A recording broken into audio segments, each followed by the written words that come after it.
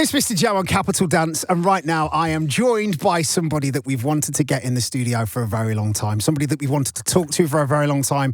We've existed as a station for 5 years. For 5 years, we've been trying to get this man in the studio. He's the holder of 4 Jam Hot records so far in 2025, including the first artist in Capital Dance history to hold consecutive Jam Hot records. He's also the holder of this week's Jam Hot. Chris Lake, how are you? I'm great, thank you. How are you? I love that build-up. Well, it's all true. It's all factual. Thank you. It's all factual. Listen, I know that it's been a bit of a fraught journey to get you here, but you are here now in the Capital Dance studio. We've caffeinated you. There's water there. Highly caffeinated. It's great. I feel great. It's great to be here. Thank you for having me. Thank you for all the support over the years. It's really much appreciated. Thank you for playing all the songs and all the kind words you said along the way. It's really much appreciated. And it's great to be here, sat in the studio, and to tell you that. Say thank you. No, it's not a problem. Honestly, if you made rubbish music, we wouldn't play it. Ask a number of artists that hate me. But there's a load that I really want to get through with you today. We're going to get there because you're going to be taking over the next hour of the show. But first and foremost, I want to start with the record that is this week's Jam Hot Record of the Week, Savannah. Now, my Nottingham accent makes me want to say Savannah, but it's Savannah, obviously. Take me to the very beginning of that particular record. How did it start? This one was a bit more kind of traditional in dance music sense. I got actually sent the vocal. It was pitched to me. I didn't write that one. I'd say about 80% of the vocals that were on the album, Chemistry, that I'm just releasing, I wrote in the studio, but this one I was sent. I heard the vocal and just immediately I was like, hurry up, give me the, like, send me the bits. And I don't know, it's just, sometimes you just get these, these vocals that just kind of like inspire. This was one of them. I loved it, and I built the beat really quickly. It was really fun to work on. She's got a great voice, and this one didn't take long at all. Some of the stories I've got on other songs for the album are a lot more tortured. This one was much more simple. But it seems like the first time that you dropped it, people were flooding comment sections with, what's this ID? What's this ID? We want this. It's taken a while for you to actually get this to the people. Yeah, just because I knew that I was working on an album at the time, so I was kind of like holding it back, and I made the mistake of playing it a bit early, and sometimes you can play a song and it might slightly go under the radar. This one didn't, and people have been annoying me since. So this is what happens. But I mean, when you get that reaction when you're kind of playing a demo, you've got to know that it's special, right? Yeah, it's a great feeling, and it's also just frustrating because I kind of had a plan of how I was going to be releasing a bunch of these songs, and I knew that I had to wait. So that's just the nature of how an album works, I guess. So I just probably shouldn't have played it so early. Got too excited. Yeah, but got to try it. And it worked. Yeah, it worked, exactly. It's worked, exactly. Good problems to have. Now, Chris, I want to take you all the way back to the start, to the very, very beginning, and chat about your incredible journey as an artist, as a producer, as a musician, as a DJ. Now, you and show boss Harry share a heritage of being born in Norwich. Let's be having you. Where are you? Let's be having you. But it was Norwich that introduced you to music, right? Your grandfather taught you how to play the church organ? It was the church organ, yeah. So both my grandfathers played the organ. One was the church organ. The other, I don't know if it was like the same with you guys. Lots of people had the the multifunction organs with the bontempis. Yeah, the bossa nova beats and all this. And I used to go over and mess around with the keyboards. And one of my grandfathers recognized I had a bit of a flair for playing, and decided to get me lessons. So I went and got lessons when I was like 11. I think I was 11. Did it for a year, got half decent, did a couple of performances back then. Then I ended up moving to Northern Ireland, stopped doing music for a year. Then a year later moved to Scotland. And that's when I got into dance music and music production. That's where I really learned how expensive this can all be. Well, back then, you had to, this is before computer music. So, I had to buy a keyboard, synthesizer, drum machine, mixer, tape machine, all of these things, the cables to put it all together, just to start making a really, really, really terrible beat. And then, shortly after that, computer music came along. But that was the era when I got into it, like in the late 90s. Similar age. Yeah. And I started exactly the same time. And it's just the amount... Reading future music and... Reading future music, getting the sample CD on the front and going, oh, no, that's been rinsed already. That's been rinsed already. Mm-hmm. And just kind of dreaming of being able to do something in your bedroom, but you can't quite because you've got to take over an entire room of the house and spend so much money to get all of this equipment. Yes, exactly. That was my life. And... it was really fun. It was kind of like, sometimes I look back on it and I think I was more obsessed with the gear than I actually was with the music making. But by the time I worked so hard to get some of this equipment, and then I'd sit there and I'm like, I don't know what to do. I really don't know what to do. Funnily enough, I haven't really talked about this too much, but one of the things I used to do a lot was recreate like dance classics. Really? So that was really how I properly learned how to make music. Like recreating ATB Till I Come, and I'm trying to think what other songs would have been out in the 90s around that time, but that's one of the ones I remember doing. My remake was terrible. But you've got to do that, haven't you, right? Yeah, well, I feel like it just, I learned how to put certain sounds together. There was definitely some things that I learned from it, and then gradually over time I learned how to write original music, and found my own flair and my own sound, and then started focusing more on that. So but it all happened over a long period of time. I suppose it's almost like that thing of, the job of a producer is very much the same as the job of an inventor, and if you want to learn how to invent something, you've got to break it apart first. Mate, that sounds very profound. I spend a lot of time thinking about music. I'm sorry. It's I guess. So you've gone from kind of recreating dance classics, and then you start to make a name for yourself making bootlegs. Yeah, bootlegs, and around about the same time, and I was still living in Scotland, and my connection to the world and my understanding of dance culture came through message boards. So, because I really was properly in rural Scotland. It was not like there wasn't loads of like relevant clubs with great DJs coming through all the time. Really, the best shows happening nearby me were Glasgow and Edinburgh, which were 3 hours drive away from me. So that was a proper mission. So everything that I knew and understood about the dance scene was mostly through two message boards. One was the Huge Tunes message forum, and the other one was the Global Underground one. And I loved basically everything Sasha and Digweed did, and all of the artists that were doing things on Global Underground. And I was reading all of the messages on Global Underground, understanding what music was hot at the time, listening to all of it, making stuff, trying to get DJs that were active in the scene at the time to be playing my stuff. And that was really the kind of music that I was doing at the time. And that's where my relationship started with like Alternative Route, which I had a track with Rowan Blades, who used to be one of the members of Breeder. Yes. Which was, Breeder made some big tracks on the Global Underground compilations in the late 90s.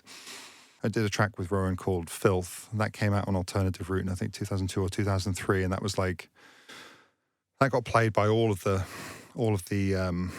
big like underground DJs at the time, like Sasha Digweed, Carl Cox, and all that kind of stuff. And do they know that was you? Do they know now that was you? Yeah, I think so. Yeah. Like that was kind of like, that was a scene that I was messing around with at the time. So then I really slowed down. I kind of like, I got a little bit lost, and I didn't really have a great work ethic at that time. I was like the space between songs was quite long, and I realized, okay, I'm doing this full time, but I'm not really making it happen. It's not really working. So I went and got a job, and I started work at the Royal Mail. I was a postie for 3 years. Hey. And that's really where I kind of got properly focused. I had to, like the time that I had free, I had to make it work. And I remember in the last year of me working at the post office, I was like, okay, I've got to set myself a goal. I think my goal was just to have one song make something, like do something significant to justify me continuing on with my career. Otherwise, I'd pivot and I'd get a pursue another career path. Honestly, for the good of my family, if anything else, because I'm driving them mad working on this dance stuff all the time. And within that year period, I made some tracks that really kind of like moved the needle for me. One of them being Changes, and that also got signed by Desmond Masiello, who was the A&R for Alternative Route. At the time, it was called Piano Tool. He put it on his compilation, and then later changed the name to Changes, and we signed it to Apollo Recordings, which is Universal. And that was and they took it to radio, got a vocal on it. That's the thing they did at the time, they sign the instrumentals from the young kids and put a vocal on it to make it more commercially appealing, and stick a video out with people working out. Yes, exactly. And that's what we did, and that went to number 27 in the UK charts, and that was really the proper start to my career at that point. And that was it. I was off to the races by that point, but that was. That all stemmed from that work that I was doing with all these underground labels. That still came from there, from Desmond's label, and then it's just changed into what I'm doing now. That's really inspirational. It really is, and I think for anybody listening right now, it's just that testament to the tenacity that you have to have if you believe that you've got something to say with the music. Yeah, I guess so. Or I just didn't have anything else to do. It was that far in Scotland. We get the point. It was. Now, Chris, it is a very, very special year for you because, what are we talking, like 20 plus years since you started to release music? You're finally releasing your debut album, Chemistry. Yeah, it's exciting. I'm really glad I've done it. It's been really fun to work on. And I don't know. I just love working on music. I'm glad I chose to do it. It was nice to focus on a bigger project. What made you want to do an album? There was a couple of reasons. I felt like I'd kind of like come towards an end of a musical cycle a couple of years ago. The way I'd kind of describe it was my music just kept getting increasingly more simple, in a good way for clubs. It was really really fun, functional, hard hitting. But then I kind of realized I'd sort of got a little bit disconnected with melody as much as I more than I used to, and I wanted to get back to that. I wanted to try and get more melodic, almost take it back to your roots. Yeah, essentially, and but like the vision that I had for that kind of sound, I wasn't really making at the time, and it was a bit of a mission to. I felt like I had to retool, relearn how to, learn a different approach to music, to put together the music that I wanted to make. So that's what I started doing a couple of years ago, and I'd say that the first year was messing around, like plotting ideas, writing some things, and not fully putting it all together the way that I wanted to. Then the last year was I brought it all together, and I'm proud of it. I'm really happy I've done it, and I can't wait for people to hear it. It feels like we're back in the era of really good dance albums as well.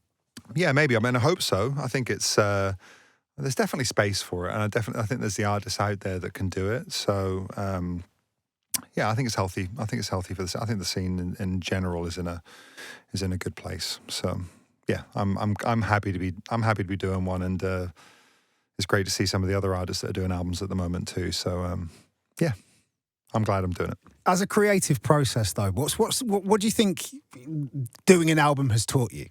Because there's got to be a reason why you haven't done it previously. I guess I've always just been so focused on just single songs, and like I still am. I love it. I love the power of a single song. How much of a place it can have in someone's life, and how much of an influence it can have on. Well, maybe not an influence, but how much importance it can play in someone's special moments. I've always found that really, really powerful. And I've just been locked into that, just been focused on trying to make singular songs that can have make an impact for me and then make an impact for others. And but it was nice to shift my focus and put it together to a collection of songs. And Yeah, I don't know. I just felt like I was ready for the challenge. But before, I was always a bit dismissive of it. Didn't feel like I wanted to take on that much of a commitment. I did it. I survived. I'm here. I made it to London. So, yeah, all good. Why chemistry? Why that title? Yeah, I feel like there's not really a massively deep story on this one. It was just like, but one of the songs that I enjoyed working on the most was Chemistry with Vera Blue.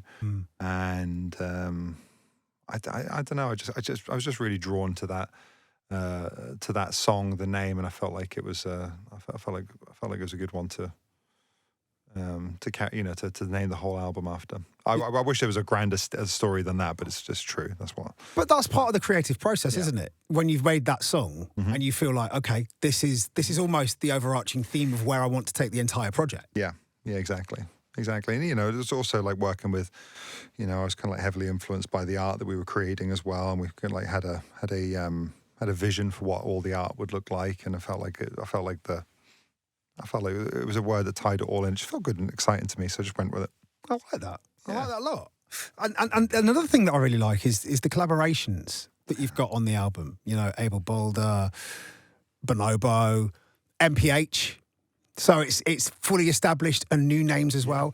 Is it important for you to kind of work with a broad spectrum of people? The thing that was important for me to work on was working with people that I either really, really love their music. I really love everyone's music that I worked with on the album. But do I actually enjoy being with them and working with them too? It's like I like that was one of the things that I was trying to do the last 2 years, was just like get in the room with people and have the most fun possible, and just see what kind of magic we could create when being together. And I've got such great memories of being in the studio with all these people. Luckily, I had the forethought of I had the vision of what I was doing, and I filmed all of it. I've got like I had people filming every session that we did.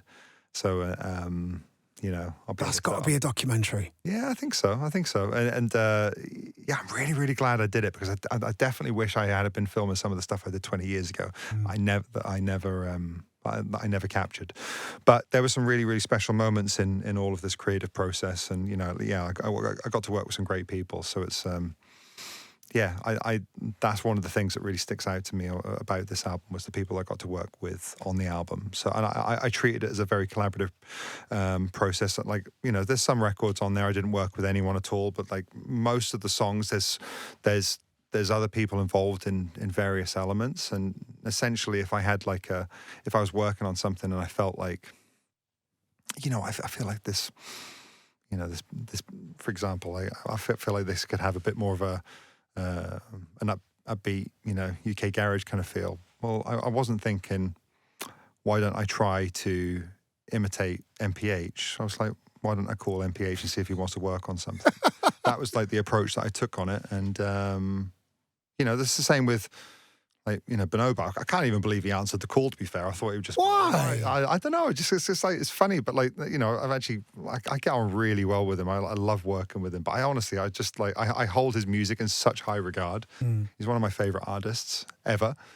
And very, very thankful that he kind of, he didn't ignore me. So,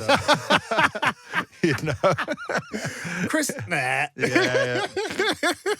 But it was great working with him, and I had a vision for that, like the song that I worked on with him, and I did 8 different versions of that song before I worked with him, and they were all terrible. Really? Yeah, and then working with him, it kind of like unlocked it, and I was like, yes, here we go, bang. He was the savior. That's the power of collaboration. Yeah, exactly. So, and I was open to it. I was really, really open to it. I wanted to just like work with great people and see what happened, and this is the result. I love that. But I do have to talk to you about collaboration, because I think one of the things that you do absolutely perfectly as a listener is that you inhabit different characters depending on what it is that you're doing in terms of that project. So you and Chris Lorenzo as Anti-Up. It's you, but it's Anti-Up you. Yeah, it's a little bit tapped, isn't it? It's a bit Loz. yeah, exactly. I think like, and I've really tried to, like separate all of those all of those different things and try to have a, I've really tried to develop really tried to develop the anti-up sound. It wasn't as clear when we first started the project, but it definitely is clear now. We love working on that stuff. It's so much fun. But we also it's quite liberating because we just, I guess, when we're in the studio, when we're working together, we're really trying to make some absolutely, really trying to make some really up, Yeah. And I mean, I've got to thank you for pizza. Pizza. When you released Pizza, that saved my backside in so many club sets. Yeah, it works. It's really, but it's a very stupid song, which is kind of like, have you met Chris? I've met Chris. Yeah. Okay, so but we're kind of we're both idiots. It's like our personality definitely comes out in these records. Yeah, they're really, really fun to work on, but some of the lyrical content is dire. And as the club shut, all I want is pizza. God, I'm really drunk. But it just works. Unbelievable. What a wordsmith. It works. Who's Jay-Z? I mean, we had him in, probably it was around this time last year or so. We had Fisher in. Mm-hmm. And we were talking about, the under construction project and the pair of you working together. And I've got to give you the same flowers that I gave him. You've taken house music to the main stage. Thank you. For a very long time, house music was second stage, third stage, at these, especially the big American festivals. Yeah. House music is now the main stage, thanks to you and Fish. Yeah, it was kind of funny watching all of that unfold. I'll be honest with you, I was fully in the camp. I didn't believe that my music or house music in general belonged on the main stage. I couldn't see it. I just didn't feel like the music sonically was powerful enough to carry more than 5,000 people. I just didn't feel like there was as much of a wide enough interest in the sound. And then I just didn't think the music was necessarily powerful enough, but it just kind of changed in front of my eyes. And I had to change my thinking on it. And then there was major festival promoters who were really, really encouraging of us two in particular to take the chance on playing the main stage, being amongst more traditional main stage artists, and seeing if we can. Well, first off, seeing if we can hold the crowd. So we definitely were we were guinea pigs. They told us that we were guinea pigs, but we were also the problems were we were playing when we were playing the second stages, there was too many people coming to them and it was unsafe.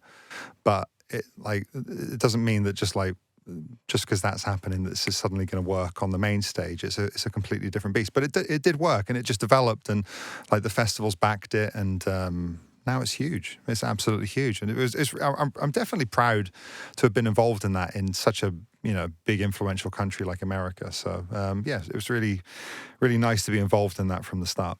But speaking of influence, I mean, we're going to touch on this in a little while, but there's so many producers, there's so many people that have crossed your path over the years, and all they talk about is how much help you gave them. Mm. Is that important to you? I mean, I enjoy it. I think it's I like helping people. I think it's just I just like talking to people about music. And I think if people are on the right path, or but maybe there's just a couple of things that just need a little bit of nudge to the left or the right, I'm happy to tell them, and in a nice way. But I'm honest with them as well. But not I'm honest in a I'm not trying to be nasty to them, because sometimes being honest doesn't always land in a nice way. No. But it's also surprisingly uncommon. And I just try to be helpful. So, and it's there's some good examples of it working, and I'm happy with it. I'm happy that I've done it. So now, Chris, we've spoken about your beginnings in dance music. We've spoken about your upcoming debut album, which is still kind of weird to be talking about a Chris Lake debut album at this stage, but I love it. I genuinely love the journey. But I want to talk to you about another side of your career, the label, Blackbook. I thought you were going to talk about my stripping. No. We're not allowed. The injunctions kicked in, so don't worry. It's perfectly fine. It's fine. I want to talk about Blackbook. Why was it important for you to start a label? I'm not going to lie. At the beginning, it was completely for me. We created it because of Operator, and then that record blew up, and that was the start of the label. The impact of that record, like that had already made an impact. That was like, Holy Ship was a really big thing at that point. Yes, and Holy Ship, the first sailing, the Holy Ship had 2 sailings, and on the first sailing, I was getting reports back from that it had been played 13 times on the boat, which that's a lot of times for one song to be played. Anyway, it was played so much it became the anthem of the first sailing that year.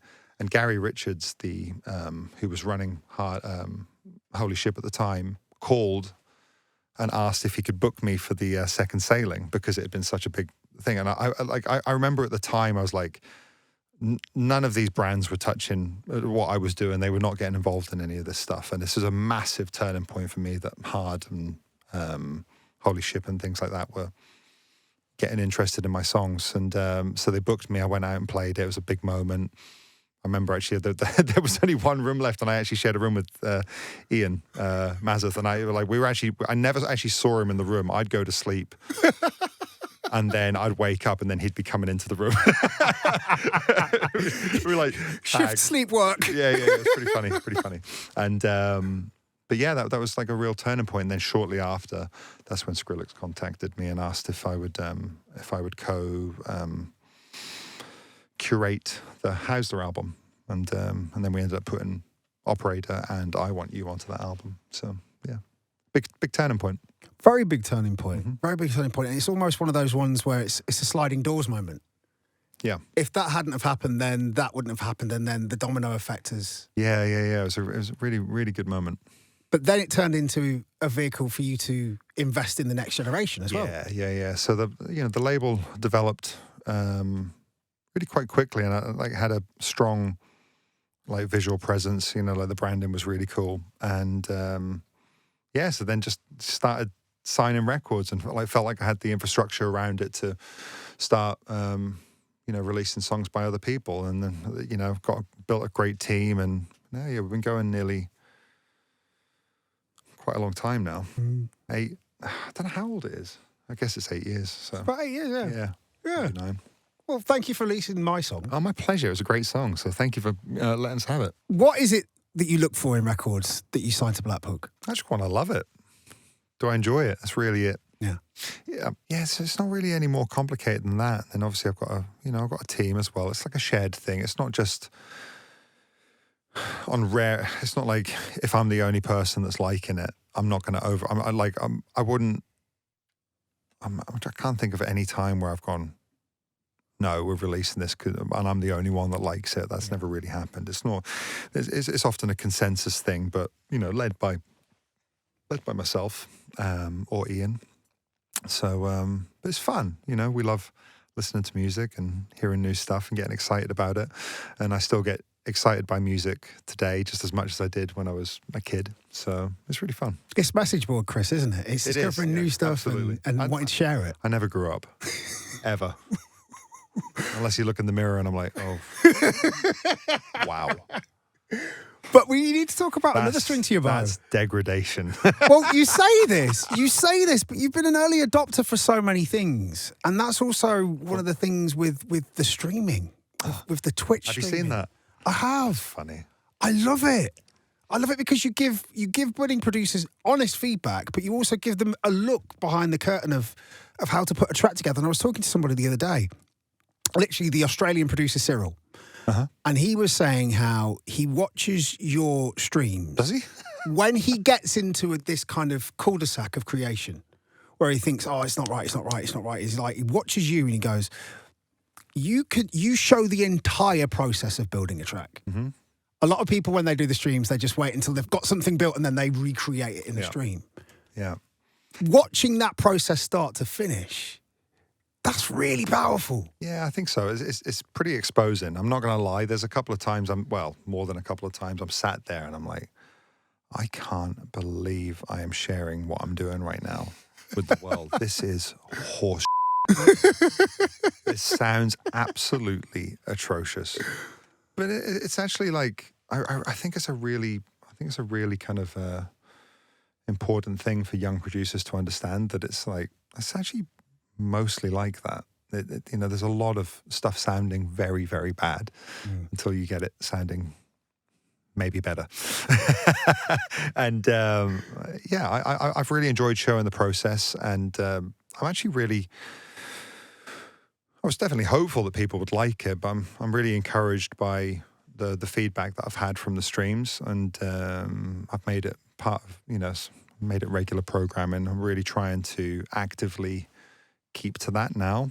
I'm busy. It's it's quite tough, especially when I've flown over here for press. I've got I've committed to doing every Thursday. I'm actually going to be on a plane the whole of Thursday, flying back. So I think if I'm going to be streaming, I have to literally land and go straight on stream. But it's fun. It's fun, and there's a really good community that builds up around it, and it's nice to. It's actually nice to have live feedback when I'm working on things. And when I actually do make something that's exciting, that's really, really cool. That's really, really cool. Like during the pandemic, I recorded. I was streaming when I made In the Yuma. Yeah. And that's really, really cool when when I made, even for me, looking back on me kind of realizing I've actually got something here. That's really cool. That you can you feel it all starting to come together, and seeing that kind of magical moment that happens in the studio that's relatively rare, but actually capturing that on camera is really really quite powerful. I don't think you understand the impact that that's going to have on the next generation, and also the current generation, because we even had James Hype in that was like, I watch Chris Lake's streams. Was it you that did the who was the last person that left you on red? That was funny. That was really, really funny. You are known for it, though, Chris. You're busy. Oh, man. It's kind of embarrassing. I got so many messages that day. You know what they're talking about. If you DM Chris Lake, even if you've known Chris Lake for a number of years, don't expect a reply from Chris Lake. That's what we all know. That's embarrassing. Wow. Is that my reputation? Well, no, because I saw you and James finally have a photo together the other day, so that was great. That's right. I like James. I think he's a nice guy, and I think I'm very happy for his continued success. Now, before I let you go, there's a whole generation for whom you are their gateway into house music. Now, when you look back at your early days grinding away, whether it be when you had the day job as a postman and you're on the message boards and you're making music, when you're investing in all this equipment, when you move to America, which we haven't even touched on, but, it's a big deal. Mm-hmm. Now that you are releasing your debut album, how does that feel? I'm just excited for people to hear it. I really hope people like it. If they don't, well, you. Is this the start of album, Chris Lake? Are we going to be album cycle now? Yeah, I do think so. I think that's that's the next stage for me. I kind of, I think I'm going to move into that. That's definitely what interests me. As well, it's probably better for touring as well. Mm. I don't want to be on the road 12 months of the year, which I really have been for the last 20, bar the pandemic. So, I want to be reasonable. I don't want to do this every weekend of my life. It's a bit too much. So, I think that the doing albums and doing the album cycle and the album touring cycle, I think will work a lot better for me. So, and it gives me a nice focus, working project by project, and I can take a bit more time off and then get more intense on whether it be studio or whether it be touring. So, yeah, I like the idea of that more. I'm going to call it now. It's going to win a Grammy. I don't think so. I think so. I do. Look, I could be wrong. I would say as a non-betting man. Well, you know what? If it happens, it's absolutely going to be you that put it out in the atmosphere, and I'll be crediting you fully. No, because I'm not part of the Academy. Well, Chris, you are honestly welcome anytime. Thank you for that. Again, I really mean it. Thank you for the support, and I really appreciate it. Thank you for all the kind words you've been saying, and it's really much appreciated.